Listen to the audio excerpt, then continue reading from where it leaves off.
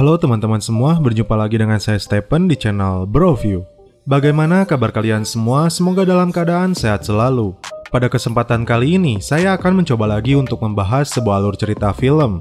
Dan film kali ini berjudul New World. Film ini perpaduan antara drama yang menegangkan digabung dengan aksi pukul-pukulan hingga berdarah-darah. Secara spesifik, film ini lebih masuk ke genre crime drama karena ada bumbu kriminal dan kejahatan mafia di dalamnya. Film ini diperankan oleh Hwang Jung-min, Choi Min-sik, dan Lee Jung-jae. Sebelumnya Choi Min-sik pernah ada di film Nameless Gangster dan aktingnya sungguh menakjubkan. Gak usah diragukan lagi kalau ada Choi Min-sik. Namun sebelum masuk ke ceritanya, jangan lupa siapkan Kopai dan Udbray untuk menemani kalian dalam menonton alur cerita film dari New World ini. Dan tak usah berlama-lama, langsung saja kita masuk intro.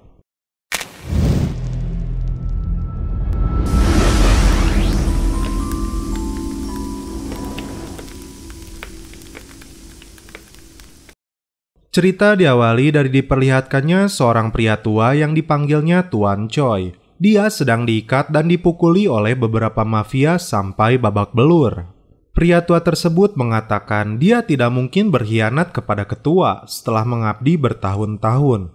Dia pun meminta tolong dan memohon kepada bos mafia yang bernama Jasung untuk tidak menyiksanya lagi. Tak berlangsung lama, semen cair dimasukkan ke dalam perut Tuan Choi. Lalu di atas kapal besar, dia dimasukkan ke dalam drum hingga tercebur ke air laut, dan film pun dimulai. Dalam sebuah berita televisi, jaksa membatalkan tuduhan penggelapan, manipulasi harga saham, dan penggelapan pajak. Semua kasus itu jaksa batalkan terhadap seseorang yang bernama Seok Dong Cheol, yang ternyata seorang ketua mafia besar di sana yang menjadi pimpinan dari Gold Moon. Kemudian Suk yang sedang dalam perjalanan, mobil yang ditumpanginya berhenti di sebuah lampu merah. Lalu tampak sebuah mobil sedan hitam datang. Dan ketika lampu hijau menyala dan akan meneruskan perjalanan, tiba-tiba inilah yang terjadi.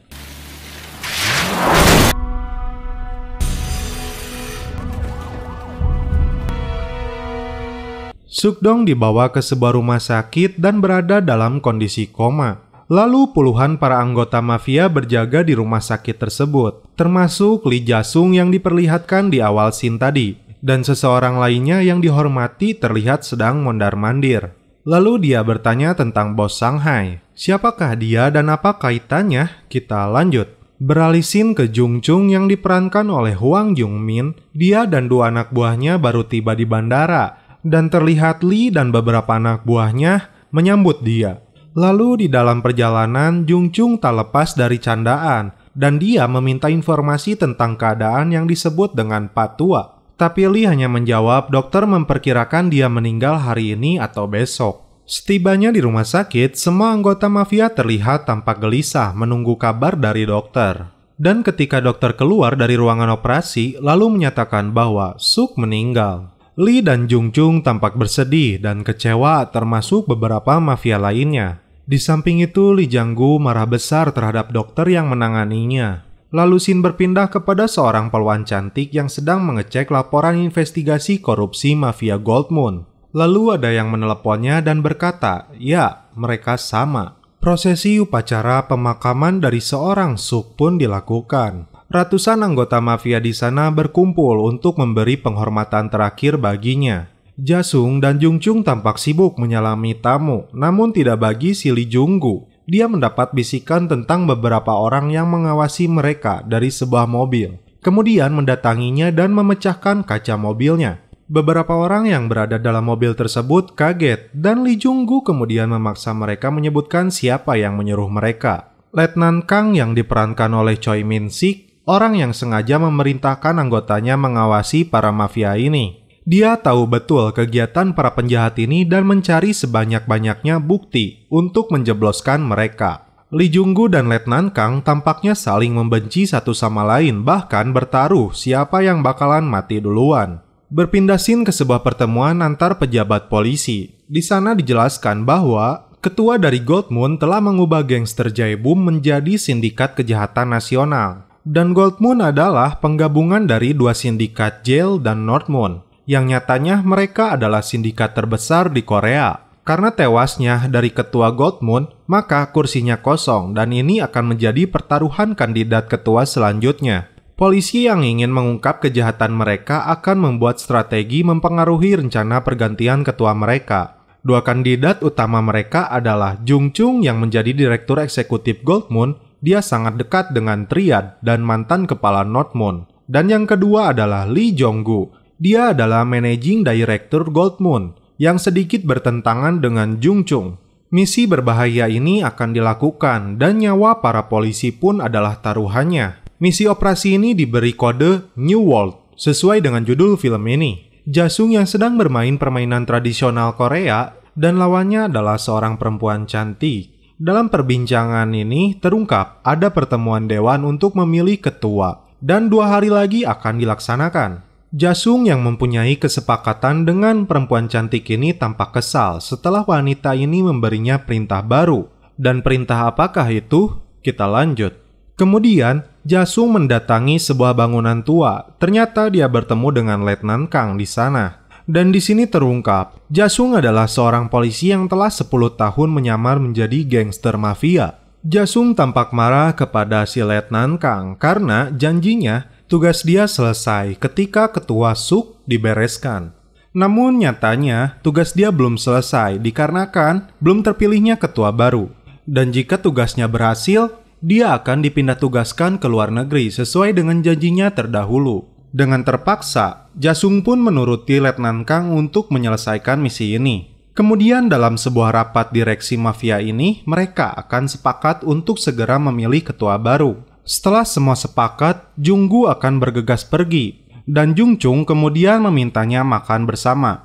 Namun Jung-gu langsung saja menolaknya karena kebenciannya kepada Jung Chung. Jung-gu pun pergi, dan Jung Chung mengeluarkan kata-kata kasarnya dan mengedipkan mata kepada Jasung. Di dalam lift, Jung Chung meminta Jasung mengawasi perusahaan untuknya tanpa diketahui oleh Jung-gu. Karena selama 2 hari dia harus berada di Shanghai untuk menyelesaikan bisnisnya.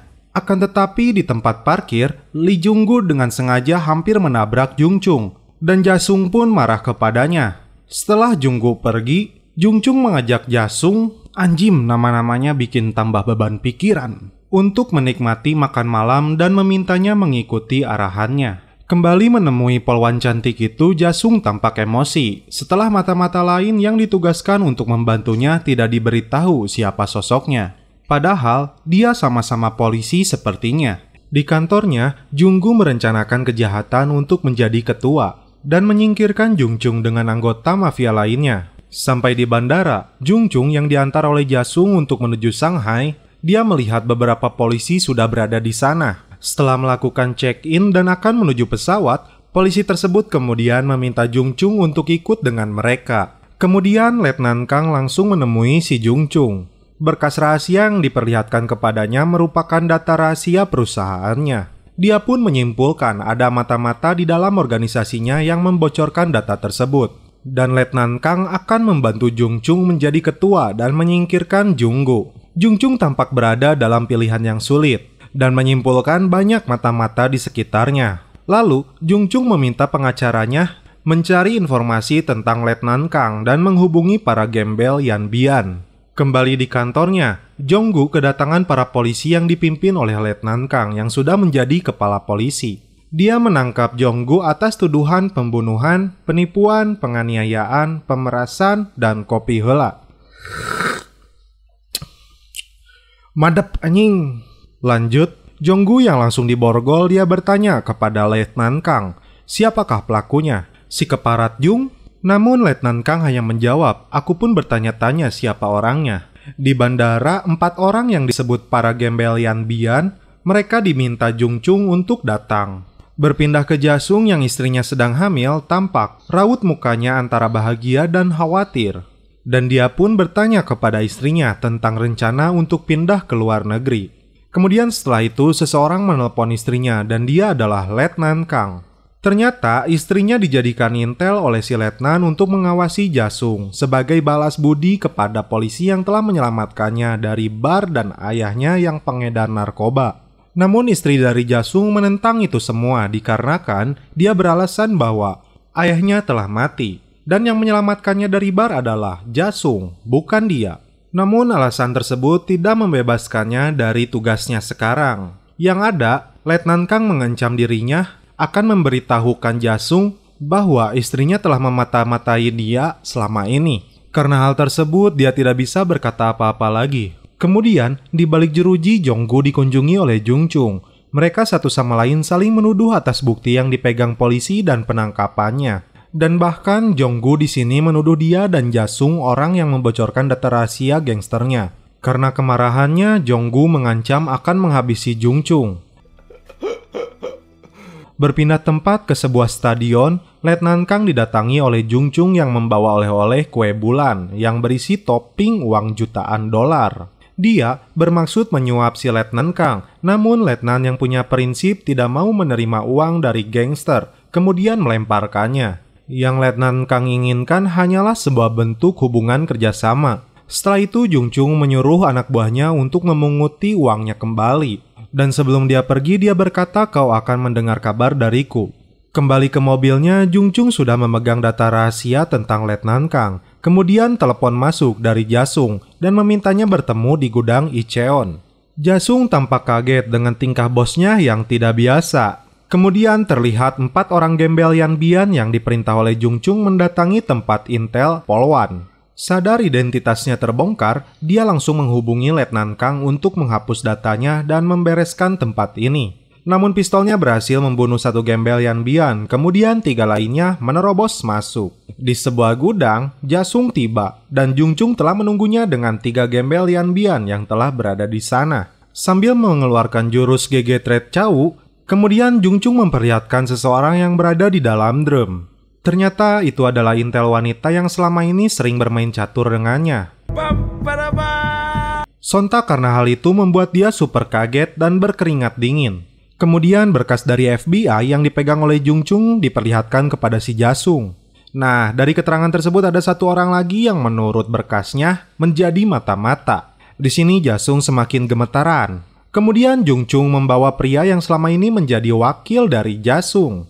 Dengan sebuah sekop, dia kemudian menghajarnya. Bahkan, pisau yang dipakai oleh gembel Yanbian diambil dan dipakai untuk menggoroknya. Ngeri! Ternyata pria itu ada dalam berkasnya. Dan kemudian Jasung pun dengan terpaksa menembak wanita itu. Berpindah ke Letnan Kang yang datang menghampiri sel Jonggu. Dia memberikan beberapa foto yang tidak diperlihatkan, namun dari sikapnya menandakan tentang rencana Jung Chung untuk menjadi ketua dan menjatuhkannya. Di tengah kesedihan Letnan atas tewasnya 2 anggota dia. Tapi di sisi lain, misi harus tetap berjalan untuk menjatuhkan Gold Moon. 2 intel yang terbunuh pun ditenggelamkan dalam sebuah drum ke laut lepas. Anak buah dari Jonggu memperlihatkan foto kebersamaan dari Letnan Kang bersama Jung Chung. Dia pun terpancing dan akan menjatuhkan Jung Chung. Ketika Jasung bertemu dengan Letnan Kang, awalnya mereka saling menuduh tentang kebodohan intel mereka. Fakta terungkap, Letnan Kang akan mendukung Jang Suki, wakil Gold Moon saat ini.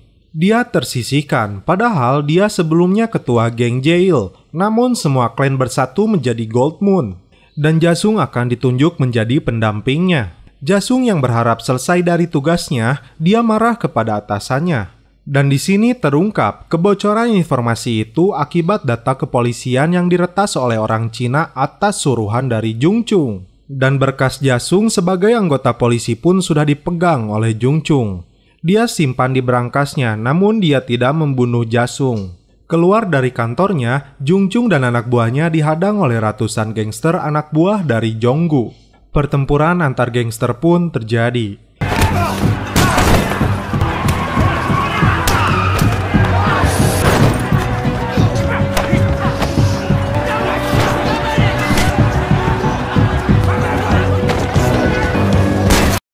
Jung Chung terjebak dalam sebuah lift dan ditemukan sekarat.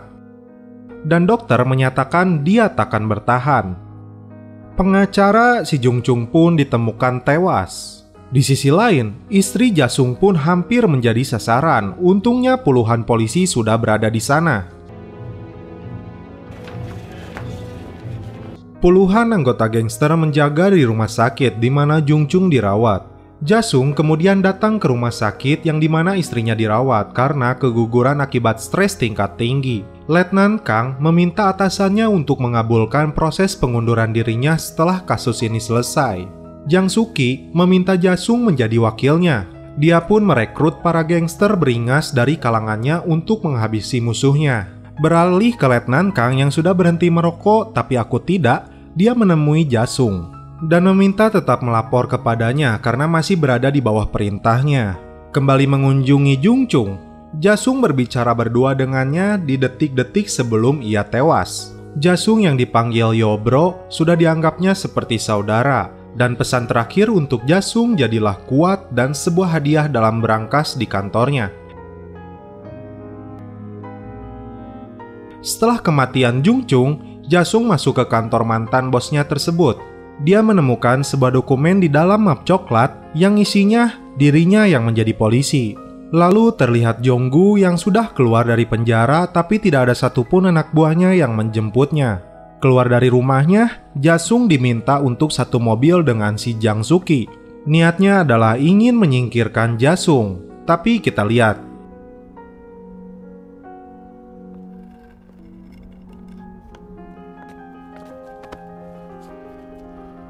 Kemudian terlihat Jonggu yang sudah kembali ke rumahnya, namun di sisi lain datang beberapa anak buah dari Jasung telah menantinya untuk menghabisi dia.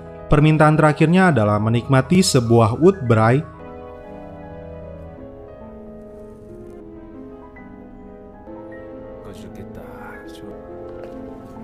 Jasung yang cerdas ternyata membuat semuanya berbalik.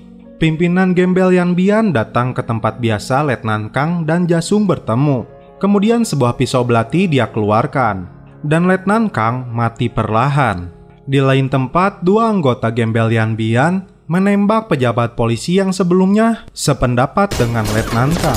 Di akhir cerita, Jasung yang terpilih menjadi ketua Gold Moon, dia sembari mengingat dirinya ketika ditunjuk oleh Kang untuk menjalankan misi ini. Lalu dia pun mengingat pengalaman berkesan bersama Jung Chung dalam menghabisi gangster lainnya dengan mode duo versus squad.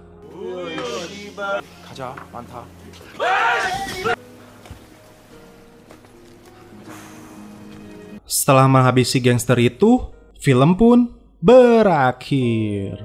Oke guys, bagaimana menurut kalian alur cerita film dari film New World ini? Menurut saya filmnya di ending epic sih. Dikarenakan seorang Jasung yang asalnya bukan siapa-siapa hanya ditugaskan untuk menyamar menjadi anggota dari mafia Gold Moon. Akan tetapi di akhir cerita dia menjadi pemimpinnya. Gila gak sih? Namun lebih gila lagi jika saya lupa untuk minum kopai. Anjing geus dedegna goblin. Dan hingga akhirnya saya ucapkan terima kasih kembali bagi kalian yang menonton hingga akhir. Tidak lupa juga dengan salam penutup seperti biasa, mohon maaf bila ada kata-kata yang kurang berkenan di hati kalian, mohon dimaafkan ya. Salam perfilman duniawi, keep enjoy.